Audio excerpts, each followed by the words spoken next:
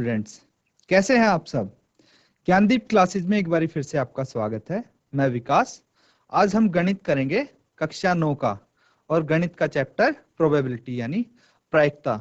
उसके पिछले सत्र में हमने बेसिक कॉन्सेप्ट किए थे, उसकी टर्म्स सीखी थी कुछ, और उसका जो फॉर्मूला है वो हमने सीखा था। तो उसको थोड़ा सा अभी रिवाइज करते हैं और उसके आगे हम एग्जाम्पल्स करते हैं और क्वेश्चंस आगे करेंगे इस सेशन में। तो सबसे पहले हम देखते हैं कि पिछले सत्र में हमने क्या किया था। कुछ टर्मिनोलॉजी, कुछ टर्म्स हमने सीखी थी, जैसे इवेंट्स क्या होता है, इवेंट यानी घटना क्या होता है, ट्रायल्स क्या होता है, उदाहरण की मदद से भी हमने सीखी थी, और प्रोबेबिलिटी का मतलब क्या होता है ये भी सीखा था हमने कि चांस चांस होता है प्रोबेबिलिटी का मतलब यानी संभावना। तो बहुत सारे उदाहरणों की मदद से हमने ये चीजें सीखी थी। तो आइए अब हम आगे उसके आधार पे कुछ एग्जाम्पल करते हैं। तो चलिए स्मार्ट बोर्ड पे तो एक उदाहरण देखते हैं हम। क्वेश्चन कुछ इस प्रकार है, आप क्वेश्चन एक बारी सुनिए अच्छे से। एक सिक्के को 1000 बार उछालने पर निम्नलिखित बारंबारताएं प्राप्त होती हैं। यानी कि क्या कह रहे हैं इस एग्जाम्पल में, इस उदाहरण में, कि हमारे पास एक सिक्का है। ठीक है, ये सिक्का है, इसको कितनी बारी उछाला, इसको उछाला है 1000 बार। कितने? 1000 बार उछालने पर, हजार बार उछाला। इसको कितनी बारी उछाला? 1000 बार। अब इसको 1000 बारी उछाला तो निम्नलिखित बारंबारताएं प्राप्त हुई। क्या बारंबारताएं प्राप्त हुई ये मैं यहां पे बता देता हूं। इसमें चित आए, चित प्राप्त हुए, चित प्राप्त हुए। कितने चित प्राप्त हुए? इसमें चित प्राप्त हुए 455, 455 चित प्राप्त हुए। और पट कितने प्राप्त हुए? पट प्राप्त हुए 545। तो ये देखिए 455 और 545 को अगर हम जोड़ेंगे तो कितना आना चाहिए? 1000 आना चाहिए। 1000 क्यों आना चाहिए? क्योंकि टोटल ट्रायल्स या फिर अभिप्रयोग कितने हुए हैं? 1000 हुए हैं। और 1000 में से जब 1000 बारी हमने उछाला तो चित कितने बारी में आया है? 455 बारी में। और पट आया है 545 बारी में। ये तो क्वेश्चन है आपका। अब इसमें बताना क्या है ये सुन लीजिए। इसमें हमें बताना है प्रत्येक घटना की प्रायिकता अभिकलित कीजिए। तो जो भी चित आए हैं और पट आए हैं ये क्या हो गई? ये घटना हो गई। ये क्या हो गई? ये घटना होगी। जैसे चित आना एक घटना होगी, इवेंट मैंने समझाया था ना। और जो पट आया ये भी घटना है। तो इनकी हमें क्या निकालनी है? प्रोबेबिलिटी, प्रायिकता निकालनी है। तो कैसे निकालेंगे हम? इसके लिए फॉर्मूला आपको पता होगा। फॉर्मूला कौन सा फॉर्मूला? अब देखिए कल हमने फॉर्मूला किया था, मैं दोबारा आपको फॉर्मूला एक बारी बता देता हूं। पी ई, ये हम फॉर्मूला रिवाइज करने जा रहे हैं। पी क्या है? पी है प्रोबेबिलिटी यानी प्रायिकता। प्रायिकता को हम किससे डिनोट करते हैं? पी से डिनोट करते हैं। और जो ये ई है ये क्या है? ये है ई, इवेंट यानी घटना जो है उसको हम ई से डिनोट करते हैं, इवेंट। तो पीई हो गया। इसका फॉर्मूला क्या है? इसका फॉर्मूला है अभिप्रयोगों की संख्या। ऊपर लिखेंगे हम अभिप्रयोगों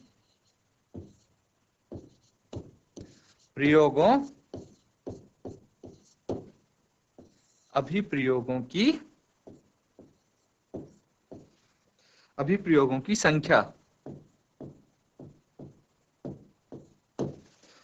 जिनमें घटना घटी है। अभिप्रयोगों की संख्या जिनमें घटना घटी है।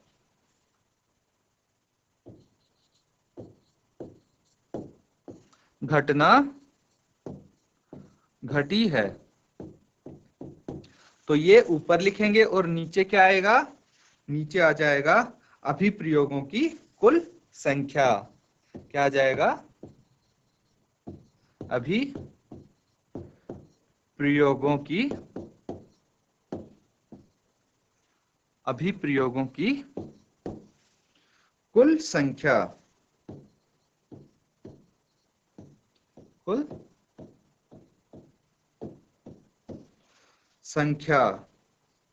तो अब इसमें देखिए कि ये इसका फॉर्मूला है। इसको थोड़ा आसान करने के लिए भी मैंने बताया था कि अगर इसको थोड़ा आसानी से समझें, आसान भाषा में समझें, तो इसको हम ऐसे भी लिख सकते हैं। कैसे? अनुकूल परिणामों की संख्या। क्या?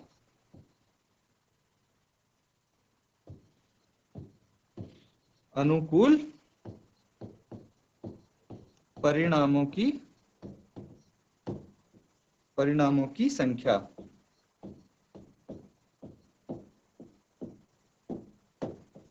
अनुकूल परिणामों की संख्या, अभिप्रयोगों की संख्या जिनमें घटना घटी है। इसका मतलब क्या है कि वो घटना जो हमसे पूछी गई है क्वेश्चन में, वो घटी है घटना, उनकी संख्या हमें ऊपर लिखनी है। यानी कि जो पूछी गई है, यानी कि जो अनुकूल परिणाम है, तो हम इसको ऐसे भी लिख सकते हैं, अनुकूल परिणामों की संख्या बटे नीचे क्या है, अभिप्रयोगों की कुल संख्या है। अभिप्रयोगों की कुल संख्या मतलब इसको हम लिख सकते हैं कि कुल परिणामों की संख्या भी, कि जो टोटल अभिप्रयोग हुए हैं, टोटल ट्रायल हुए हैं, वो क्या हो गए, कुल परिणाम हो गए।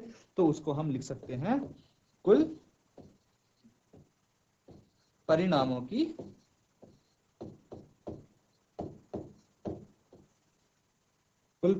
की संख्या। ये थोड़ा आसान करने के लिए, ताकि आपको इजीली याद रहे, तो आप इनमें से कुछ भी लिख सकते हैं। ये हमारा क्या हो गया, फॉर्मूला हो गया। एक ही बात है ये दोनों। अब हमसे क्या पूछा गया है क्वेश्चन, देखिए इसमें हमें चित आने की प्रायिकता बतानी है और पट आने की प्रायिकता बतानी है। तो सबसे पहले तो आप ये देखिए कि सिक्का कुल कितने बारी उछाला गया है। सिक्का कुल 1000 बार उछाला गया है। तो कुल परिणाम कितने हो गए, यहाँ पे कुल परिणाम या फिर कुल अभिप्रयोग कितने हो गए, तो लिख सकते हैं कुल परिणाम हो गए 1000। तो सबसे पहले चित आने की प्रायिकता निकालनी है। तो हमारे फेवरेबल केसेस कितने हो गए, अनुकूल परिणाम कितने हो गए, 455। तो ये हम प्रोबेबिलिटी किसकी निकालेंगे, चित आने की प्रायिकता निकालेंगे। तो हमारे फेवरेबल केसेस कितने हो गए, अनुकूल परिणाम 455, या फिर वो अभिप्रयोग जिनमें ये घटना घटी है। कौन सी घटना की चित आया है, तो ये 455 बटे टोटल ट्रायल कितने हो गए, कुल परिणाम 1000 हो गए। इसको अगर हम दशमलव में लिखते हैं तो 0.455 आ जाएगा, 0.455 आ गया। अब दूसरा हमें क्या निकालना है, टेल की निकालनी है, प्रोबेबिलिटी ऑफ गेटिंग टेल, या फिर पट की प्रोबेबिलिटी, प्रायिकता क्या होगी। तो ये निकालने के लिए हम पट की प्रायिकता करेंगे। तो पट कितने बारी आया है, अब ये देखिए पट आया है 545 बारी। तो हम इसको 545 बटे 1000 लिख सकते हैं। तो ये कितना आ गया, 0.545। अब इन दोनों को अगर हम जोड़ेंगे तो कितना आना चाहिए, प्रोबेबिलिटी ऑफ गेटिंग पट और चित, ये दोनों की प्रायिकता का योग 1 होना चाहिए। तो इनको अगर हम जोड़ेंगे 0.455 प्लस 0.545, इन दोनों का योग 1 आएगा। एक और एग्जाम्पल हम करते हैं, एक और उदाहरण देखिए। 2 सिक्कों को इस बारी हम एक साथ उछालते हैं। पहले एग्जाम्पल में हमने क्या किया था, एक सिक्का उछाला था, लेकिन अब हम 2 सिक्के एक साथ उछालते हैं। ये 2 सिक्के हो गए, इनको एक साथ उछालते हैं और कितनी बारी उछालते हैं, 500 बारी। कितनी बारी, 500 बार इसको उछालते हैं हम। इन दोनों सिक्कों को 500 बार उछालते हैं। तो इसमें हमें क्या प्राप्त होता है, ये देखिए, 2 चित, दो चित प्राप्त हो सकती है। दो सिक्के अगर एक साथ उछालेंगे तो दो चित प्राप्त होंगी, लेकिन ये दो चित 500 में से सिर्फ 105 बार प्राप्त हुई हैं। 105 बार दो चित प्राप्त हुई। अब बाकी बार क्या प्राप्त हुआ, तो एक चित भी प्राप्त हो सकती है हमें। क्या? एक चित, यानी कि एक सिक्के में चित आ जाए, एक में पट आ जाए, तो एक चित प्राप्त होगी। एक चित कितनी बार प्राप्त हुई है? 275 बार। 275 बार एक चित प्राप्त हुई है। और कोई भी चित नहीं प्राप्त हुई, यानी कि दोनों सिक्कों में पट आ जाएगा। तो ये है कोई भी चित नहीं प्राप्त हुई। तो ये ऐसा कितनी बारी हुआ है? देखिए 275 और 105 बारी तो हो गया 500 में से, जो बाकी बचा 120 बारी कोई भी चित नहीं आई। तो ये तीनों कुल कितने हो गए? 500 हो गए, क्योंकि टोटल ट्रायल या फिर कुल अभिप्रयोग 500 हैं। अब इसमें हमसे पूछा गया है कि प्रत्येक घटना के घटने की प्रायिकता ज्ञात कीजिए। तो प्रत्येक घटना मतलब दो चित आने की प्रायिकता बतानी है, फिर एक चित आने की प्रायिकता बतानी है, और फिर कोई भी चित नहीं आने की प्रायिकता बतानी है। तो मान लीजिए कि हम जो ये दो चित हैं, इस घटना को हम मान लेते हैं E1, एक चित है इस घटना को मान लेते हैं E2, और कोई भी चित नहीं है इस घटना को मान लेते हैं E3। ये हमें मानना है, या फिर आप सीधा लिख दीजिए कि P ब्रैकेट में दो चित आने की प्रायिकता हो जाएगी। तो P दो चित ऐसे भी लिख सकते हैं, या फिर E1 लिख सकते हैं। आप इसको मान के कुछ भी कैसे भी आप लिख सकते हैं। जैसे कि सबसे पहले मैं लिखता हूं P, या तो आप लिख दीजिए दो चित, या फिर E1 भी लिख सकते हैं, इसकी जगह E1 भी लिख सकते हैं। तो ये क्या हो जाएगा? ये हो जाएगा आपका, ऊपर क्या आएगा? अनुकूल परिणाम, या फिर आप बोल सकते हैं कि वो अनुप्रयोग जिनमें घटना घटी है। कौन सी घटना घटी है? दो चित आए हैं। तो दो चित कितनी बार आए हैं? 105 बार आए हैं। और कुल अभिप्रयोग कितने हो गए, या फिर कुल परिणाम कितने हो गए? 500 हो गए। तो ये 500 यहां आ जाएगा। और इसको अगर हम दशमलव में लिखेंगे तो 0.21 आ जाएगा। इसी प्रकार से हमें निकालनी है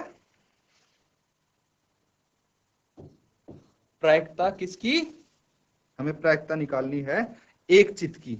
और एक चित को हमने कौन सी घटना लेट किया था? E2।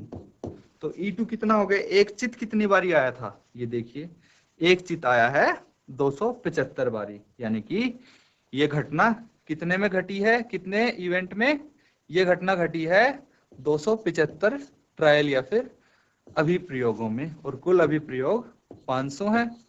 तो इसको भी दशमलव में हम बदलेंगे तो कितना आ जाएगा? 0.55। अब प्रायिकता निकालनी है कि कोई भी चित नहीं आए, तो उसको हमने E3 माना था, और इसका 120 में कोई भी चित नहीं आया था बटे 500 कर दिया। और इसका अगर हम दशमलव में निकालेंगे तो 0.24 आएगा। अब इसमें देखिए तीनों हमारी प्रायिकता आ गई है। तो एक चीज आप ध्यान दीजिए कि मैक्सिमम जो होती है हमारी प्रोबेबिलिटी प्रायिकता कितनी होती है? ज्यादा से ज्यादा एक होती है। तो इसको यहाँ पे करके देखते हैं, क्या ये एक आती है? PE1 plus PE2 plus PE3 किसके बराबर होना चाहिए? ये होना चाहिए 1 के बराबर। तो क्या ये 1 के बराबर होगा? देखते हैं। PE1 कितना आया था? 0.21 प्लस 0.55 प्लस 0.24, और ये आया है 1 के बराबर। तो जो भी प्रायिकता आती है उन सब का योग कितना होता है, 1 होता है। या फिर ऐसे बोल सकते हैं कि जो भी प्रायिकता आएगी वो 0 और 1 के बीच में होगी। तो यहाँ पे आप उदाहरण की मदद से हमने कुछ ये समझा है। अब हम एक्सरसाइज की तरफ चलते हैं। तो एक्सरसाइज 15.1 है। एक्सरसाइज देखते हैं। अब पहला क्वेश्चन देखिए। पहला क्वेश्चन इसमें लिखा है कि एक क्रिकेट मैच में एक महिला बल्लेबाज खेली गई 30 गेंदों में 6 बार चौका मारती है, चौका न मारे जाने की प्रायिकता ज्ञात कीजिए। तो क्वेश्चन को आप समझिए, इसमें क्या क्या चीज दी हुई है, पहले तो हम वो लिखेंगे। तो सबसे पहले क्या लिखेंगे कि एक क्रिकेट मैच में एक महिला कितनी गेंद खेलती है, कुल गेंद कितनी खेली, 30 गेंद खेली, और चौका कितने बारी मारा है, 6 बार चौका मारा है, यानी कि 30 गेंद में से 6 गेंदों पर चौका मारा गया है। तो चौका कितनी गेंदों पे नहीं मारा गया, क्यों, ये क्यों निकालना है, क्योंकि पूछा गया है चौका न मारे जाने की प्रायिकता। तो वो 30 में से अगर 6 गेंदों पे चौका मारती है तो 24 गेंदों पे चौका नहीं मारा जाता। तो इसी प्रकार हम हल करते हैं। आइए इसको सॉल्व करें। अब देखिए, अगर हम एक्सरसाइज 15.1 की तरफ बढ़ते हैं तो सबसे पहले हम क्या लिखेंगे कि खेली गई कुल गेंद कितनी है, वो लिखेंगे। तो यहाँ पे लिख सकते हैं खेली गई कुल गेंद। ये क्या हो जाता है, खेली गई कुल गेंद, ये कुल अभी प्रयोग जो हुए हैं, ट्रायल हुए हैं, वो हो जाता है। तो ये है 30। अब इसमें दूसरी चीज क्या दी गई है, गेंद जिन पर चौका मारा गया। तो यहाँ पे हम ये चीज लिख देंगे कि गेंदें जिन पर चौका मारा गया। ये गेंदें जिन पर चौका मारा गया, तो कितनी गेंदें हैं, वो 6 गेंदें ऐसी हैं जिन पे चौका मारा गया। लेकिन हमें निकालना क्या है, हमें तो उन गेंदों की प्रायिकता निकालनी है जिन पर चौका नहीं मारा गया। तो सबसे पहले उन गेंदों की संख्या निकालनी पड़ेगी जिन पे चौका नहीं मारा गया। तो आप लिखिए गेंदें जिन पर चौका नहीं मारा गया। वो गेंदें जिन पर चौका नहीं मारा गया, तो 30 में से आप 6 माइनस करके लिखेंगे तो 24 आ जाएगा। 24 ऐसी गेंदें हैं जिन पर चौका नहीं मारा गया।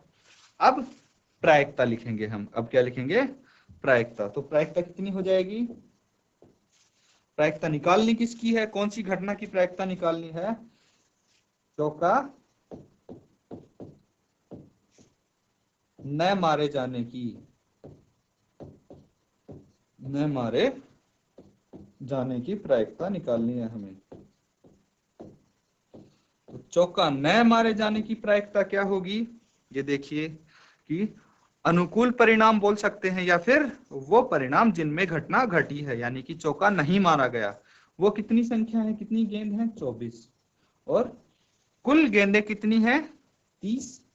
तो 24/30 आ जाता है। अब आप इसको आगे काट सकते हैं, सिंप्लीफाई करेंगे, काटेंगे तो कितना आएगा, 6 से कट जाएंगे, 6 चौक 24 और 6 पंजे 30।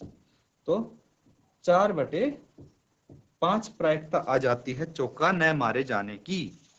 तो देखिए ये सिंपल है। बस आपको ध्यान क्या रखना है कि जो भी आप लिखेंगे क्वेश्चन में वो अच्छे से स्टेटमेंट लिखेंगे। जैसे मैंने लिखे, खेली गई कुल गेंद, गेंद जिन पर चौका मारा गया, गेंद जिन पर चौका नहीं मारा गया, और फिर प्रायिकता निकाल दी। तो नंबर कहाँ कटते हैं, सबको आता है, आसान है चैप्टर, आ जाएगा, पर लिखने में आलस कर जाते हैं कुछ लोग, तो पूरा नहीं लिखते, उसमें नंबर कट जाते हैं। तो ध्यान रखना है आपको कि ये अच्छे से पूरा आपको लिखना है। चलिए अगला क्वेश्चन करके देखते हैं। क्वेश्चन 2 क्या कहता है कि 2 बच्चों वाले 1500 परिवारों का यदृच्छा चयन किया जाता है और निम्नलिखित आंकड़े लिख लिए गए हैं। तो क्या आंकड़े क्या हैं कि परिवार में लड़कियों की संख्या देखिए, परिवारों की संख्या नीचे दी गई है, यानी कि ऐसे कितने परिवार हैं जिनमें लड़कियों की संख्या 2 है, तो 475 हैं। और ऐसे परिवार जिनमें लड़कियों की संख्या 1 है वो 814 है, और परिवारों की संख्या जिनमें लड़कियों की संख्या 0 है वो 211 है। अब हमें निकालना क्या है? जो निकालना है वो है कि यदृच्छया चुने गए उस परिवार की प्रायिकता ज्ञात कीजिए जिसमें 2 लड़कियां हों, 1 लड़की हो या कोई लड़की न हो। तो इसको आप कैसे करेंगे? इसको करने के लिए सबसे पहले फिर जो दिया गया है वो लिखेंगे। चलिए इसको सॉल्व करते हैं। तो सबसे पहले लिखेंगे कि कुल परिवारों की संख्या। क्या लिखेंगे? कुल परिवारों की संख्या। ये कितनी हो गई? कुल परिवारों की संख्या 500 दी हुई है। कुल परिवारों की संख्या 1500 है। यहाँ पे कुल परिवारों की संख्या 1500 है। अब 2 लड़कियों वाले परिवारों की संख्या लिखेंगे हम, जिसमें 2 लड़कियां हैं। तो दो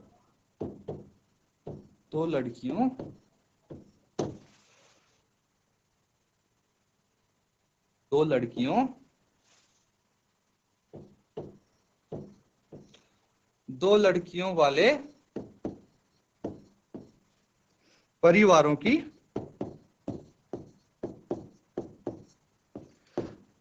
की संख्या।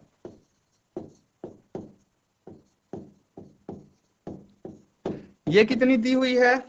475 ऐसे परिवार हैं जिनमें 2 लड़कियां हैं, और 1 लड़की वाले परिवारों की संख्या कितनी है? 1 लड़की वाले परिवारों की संख्या ये है 814, और जिसमें 0 लड़की है उन परिवारों की संख्या कितनी है? 211। अब हमें क्या करना है? प्रायिकता निकालनी है।